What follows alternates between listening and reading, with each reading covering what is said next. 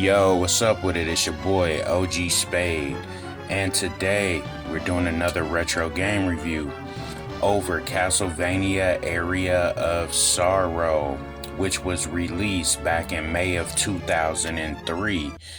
This is the third Game Boy installment of the Castlevania series. I did not own a Game Boy Advance back in the day when it first came out. I had a couple friends who had one. So the first time I came in contact with this game was through a ROM on my computer back in 2010. So this game is set in the year 2035, not too far from our future now. Dracula has been gone since the year 1999. Remember, light spoilers, y'all. I always go through a review. You see a little footage, so if this is not for you, just stop it, play the game.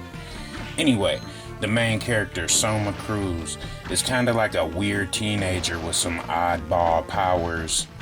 You will see once you play the game, only because he has the potential to be a vessel for a reincarnated Dracula. So in typical fashion, they're in Dracula's castle, but this time the castle is stuck inside of an eclipse. Okay, so what I did like about this game was the weapons were really dope, really reminiscent of Symphony of the Night in a lot of ways, down to the style and look of the game. And they have a new thing called the Soul System, where you could kind of equip powers that you gain from enemies around the castle. And I thought that was really dope. That's something that was really different in the Castlevania series.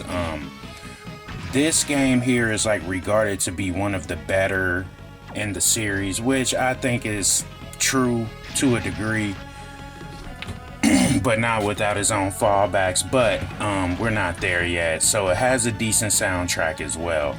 Not as good as Symphony of the Night, but it is a great soundtrack. This game does remind me a lot of Symphony of the Night, which really isn't a bad thing when you're not comparing them side by side. It's very reminiscent of Symphony of the Night. So what I did not like about it, one of the things you couldn't do was aim down forward. Once again, side by side, comparing it with Symphony of the Night, I feel like that's something you would have done with this game being like older, or with Symphony of the Night being older than this game.